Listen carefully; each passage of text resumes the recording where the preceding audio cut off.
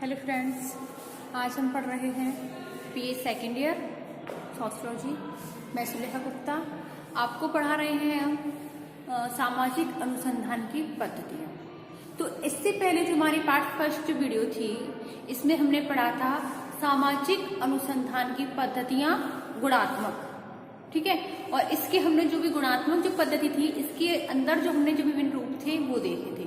और आज की जो हमारी वीडियो है वो है गणनात्मक वीडियो, यानी कि सामाजिक अनुसंधान की पद्धतियां गुणात्मक होती हैं एवं गणनात्मक होती हैं। तो गुणात्मक पद्धति हम पहले पढ़ चुके हैं पिछली वीडियो में, और आज की जो हमारी वीडियो है वो है गणनात्मक वीडियो के ऊपर। तो गणनात्मक जो पद्धति है ये 5 प्रकार की होती है। कौन कौन सी? सबसे पहले आती है सामाजिक सर्वेक्षण की पद्धति, दूसरी है सांख्यिकीय पद्धति, तीसरी है ऐतिहासिक पद्धति, चौथी तुलनात्मक पद्धति और 5वीं संरचनात्मक प्रकार्यात्मक पद्धति। जो हमारे सामाजिक सर्वेक्षण की पद्धति है, ये हमारे जो सामाजिक कार्य होते हैं, जैसे कि जनसंख्या गणना करना, जनसंख्या की जनगणना करना, पंचवर्षीय योजनाओं की गणना करना, समाज कल्याण कार्य करना, साक्षरता की जनगणना करना, स्वास्थ्य की गणना करना, जीवन स्तर को मापना, सामुदायिक विकास को करना, पंचवर्षीय योजनाओं को ज्ञात करना।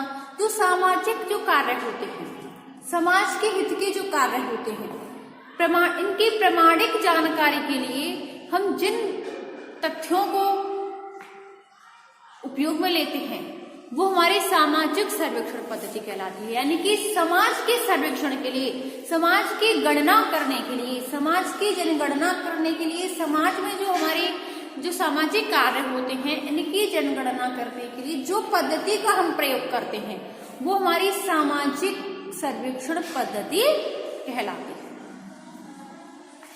तो इस पद्धति के लिए हमारे John Howard, Charles Booth, Rowntree, Warner, Milton, Kardiner, इन विद्वानों ने इस पद्धति के लिए विशेष जोर दिया कि ये जो विद्वान थे इन सब का मानना था कि सामाजिक विकास के लिए, सामाजिक सर्वेक्षण के लिए, सामाजिक जनगणना के लिए हमें सामाजिक सर्वेक्षण पद्धति का उपयोग करना चाहिए, जिसके माध्यम से हम जनगणना, जनसंख्या की जनगणना, पंचवर्षीय योजना, साक्षरता दर को नापना, इन सभी जो हमारे जो कार्य होते हैं, जन्म दर, मृत्यु दर, इन सभी का हम सामाजिक सर्वेक्षण पद्धति के द्वारा अध्ययन कर सकते हैं। दूसरी आती है सांख्यिकीय पद्धति। सांख्यिकीय पद्धति यानी कि संख्या, इसके नाम से स्पष्ट होता है कि समाजशास्त्र में जो हमारी सांख्यिकीय पद्धति होती है इसका प्रयोग बहुत अधिक होता है, क्योंकि इस पद्धति की सहायता से हम सामाजिक तथ्यों को परिमाणात्मक और संख्यात्मक रूप में समझ सकते हैं। जो हमारी सामाजिक घटनाएं होती हैं इनको हम गणितीय रूप में नापने के लिए हम सांख्यिकीय पद्धति प्रणाली को हम अपना सकते हैं।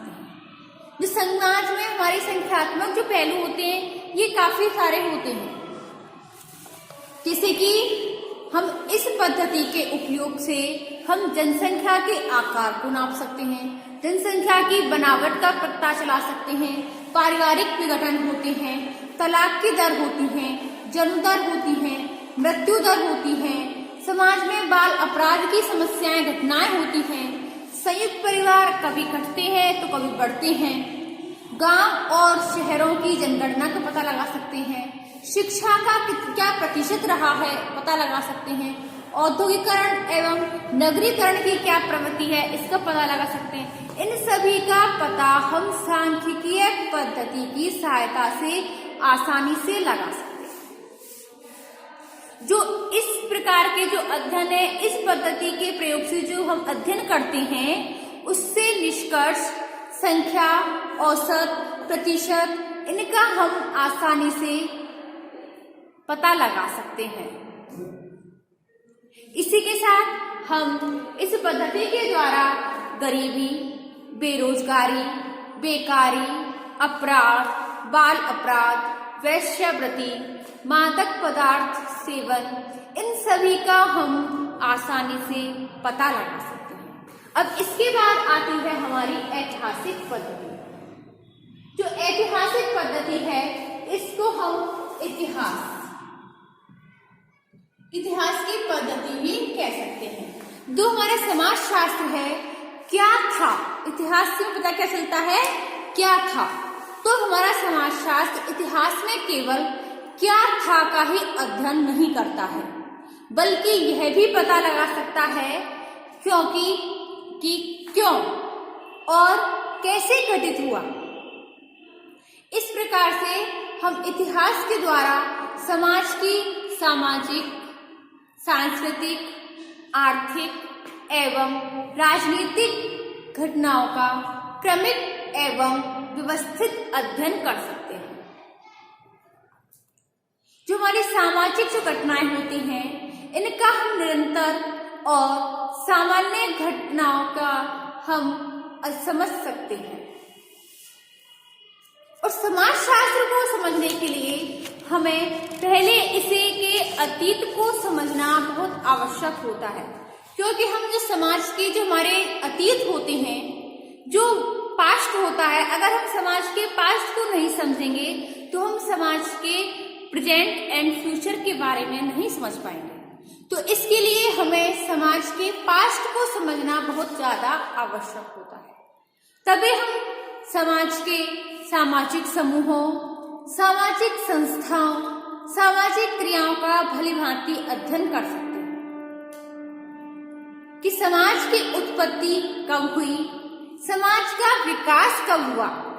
तो इसका अध्ययन करने के लिए सबसे पहले हमें समाज के इतिहास को जानना बहुत आवश्यक होता है। जो हमारा इतिहास है ये हमारे अंग्रेजी के हिस्ट्री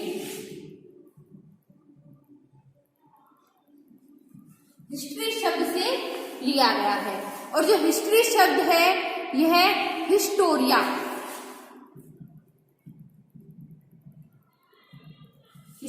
से लिया गया है।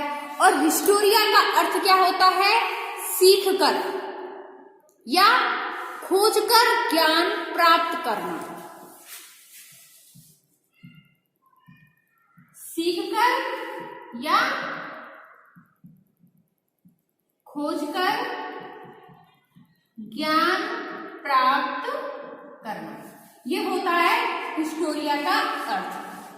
तो हमें ऐतिहासिक पद्धति के द्वारा हम, जैसे कि कोई भूवैज्ञानिक होते हैं, वो खुदाई करते हैं, तो उस खुदाई के समय में हमें कई टूटी फूटी मूर्तियां मिलती हैं, कई अभिषेक मिलते हैं, शिलाएं मिलती हैं, पुराने जमाने के बर्तन मिलते हैं। तो इससे हमें अतीत का पता चलता है कि पहले जमाने में कैसे मंदिर होते थे, कैसे शिलाएं होती थी, कैसे शिलान्यास होता था, कैसे बर्तनों का यूज होता था। तो इस प्रकार से हमें इतिहास का पता चल सकता है। तो इसके लिए अगर हम संक्षेप में कहें कि इतिहास क्या होता है, तो इतिहास यह अतीत की सहायता से वर्तमान को समझने की एक विधि होती है। यानी कि हम समाज को समझने के लिए हम अगर अतीत का हेल्प लें, अतीत की सहायता लें, तो हम वर्तमान को भलीभांति से समझ सकते हैं। और इसको समझने के लिए, ऐतिहासिक पद्धति को समझने के लिए हमारे राइटर हैं, वो समाजशास्त्री हैं, श्रीमती पी.वी. यंग। इनके अनुसार ऐतिहासिक पद्धति आगमन के सिद्धांतों के आधार पर अतीत की उन सामाजिक शक्तियों की खोज है जिन्होंने वर्तमान को ढाला है। हम ऐतिहासिक पद्धति के द्वारा सामाजिक संस्थाओं, समाजों और सभ्यताओं की उत्पत्ति, विकास एवं इसके रूपांतरण का अध्ययन कर सकते हैं। मानव इतिहास के संपूर्ण विकास का अध्ययन कर सकते हैं और समाज की प्रमुख संस्थाओं का भी अध्ययन कर सकते हैं। ठीक है, अब आती है हमारे ऐतिहासिक पद्धति के चरण। ऐतिहासिक पद्धति के चरण। तो इसमें सबसे पहले आता है समस्या का चुनाव। समस्या का चुनाव, तुम कोई भी घटना लें, कोई भी समस्या लें, तो सबसे पहले समाजशास्त्री एक अध्ययनकर्ता का यह कर्तव्य होता है कि सबसे पहले वो अपनी समस्या या घटना का चुनाव करे, जिससे कि शोधकर्ता जिस क्षेत्र में अध्ययन करना चाहता है और वो समस्या ऐसी होनी चाहिए जिसका हम ऐतिहासिक विधि के द्वारा अध्ययन कर सकें। अध्ययन विषय ऐसा हो जिसमें अध्ययनकर्ता की इंटरेस्टिंग हो सब्जेक्ट, जैसे कि अध्ययनकर्ता जिसमें रुचि रखता हो और जिस क्षेत्र में उसको थोड़ा बहुत ज्ञान हो।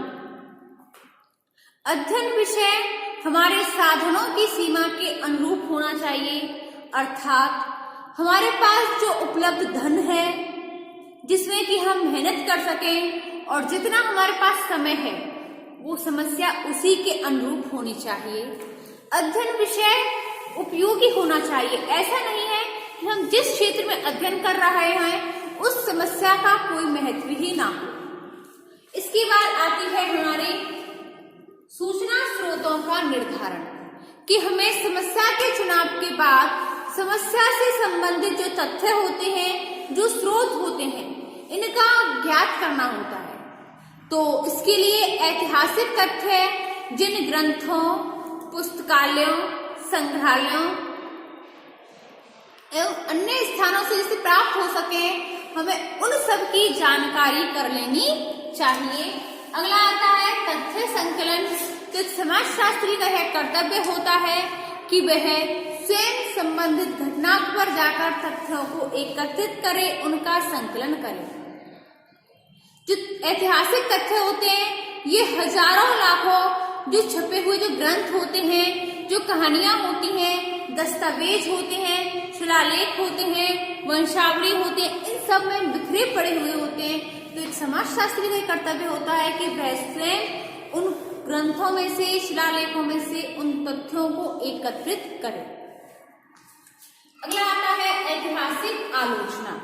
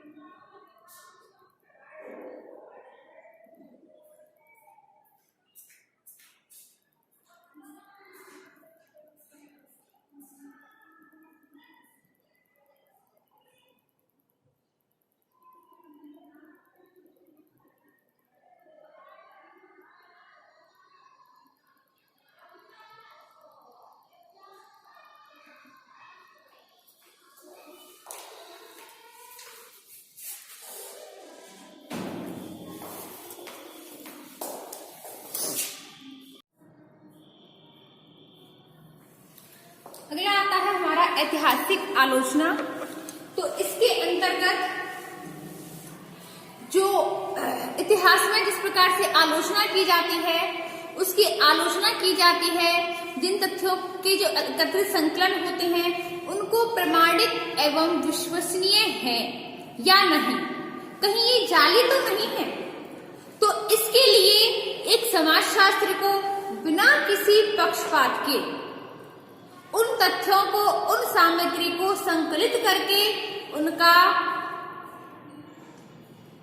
प्रमाणिकता के साथ विश्वसनीय एवं वैधता की जांच कर लेनी चाहिए।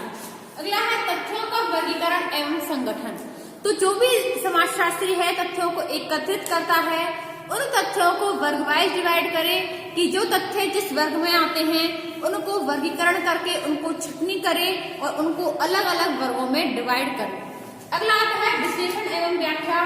तो समाजशास्त्री जो भी विश्लेषण करता है, जिस समस्या का चुनाव कर रहा है, जिसका वस्तुनिष्ठ अध्ययन वैज्ञानिक तरीके से कर रहा है, उसकी व्याख्या करे, जिसमें घटना को कार्य कारणों के आधार पर समझाया जाता है, निष्कर्ष निकाला जाता है, जिसके कि उसकी एक वैज्ञानिक को निष्ठता एवं निष्पक्षता के साथ उसका अध्ययन करना चाहिए, जिसमें कि उसकी किसी पक्षपात के बिना उसका अध्ययन कर लेना ठीक रहता है। अगला आता है प्रतिवेदन का निर्माण। प्रतिवेदन का निर्माण जो ऐतिहासिक पद्धति होती है उसके द्वारा हम अध्ययन का अंतिम प्रतिवेदन लेखन होता है। प्रतिवेदन लिखते समय हमें सरल एवं स्पष्ट शब्दों का उपयोग करना चाहिए, जो कि बोधगम्य हो, वस्तुनिष्ठ हो, अच्छी रोमांचक भाषा हो, रोचक भाषा शैली का हमें उपयोग करना चाहिए। अब आता है हमारा ऐतिहासिक पद्धति के महत्व। तो सबसे पहले आता है विकासशील घटनाओं का अध्ययन। विकासशील घटनाओं का अध्ययन ऐतिहासिक पद्धति के द्वारा हम किसी भी विशेष घटना या संख्या का घटना या उसका उदय होना, उसकी उत्पत्ति होना, उसका विकास होना, उसको जन्म देने वाली परिस्थितियों का हम इसके अंतर्गत अध्ययन कर सकते हैं। अतीत के माध्यम से हम वर्तमान को समझ सकते हैं।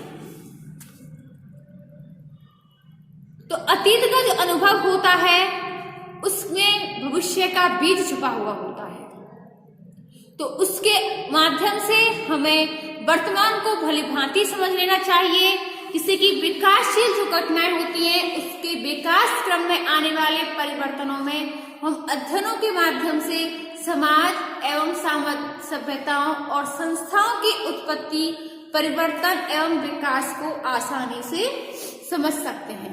इसके बाद आता है सामाजिक सांस्कृतिक परिवर्तनों का अध्ययन।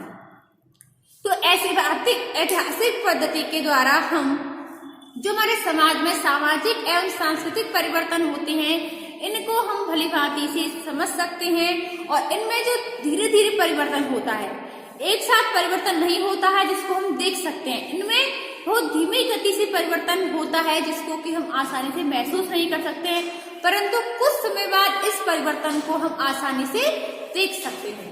इसके बाद आता है अतीत के प्रभाव का मूल्यांकन। जो हमारा अतीत होता है, पास्ट होता है, इसका जो प्रभाव होता है वो वर्तमान पर कुछ ना कुछ किसी न किसी रूप में हमें हमेशा दिखाई देता है। जैसे कि हम परंपरागत समाज होते हैं, प्राचीन संस्कृति वाले समाज होते हैं, उनके अध्ययन के द्वारा हम वर्तमान का हम अध्ययन कर सकते हैं। अगला आता है समाज शास्त्रीय दृष्टिकोण की व्यापकता।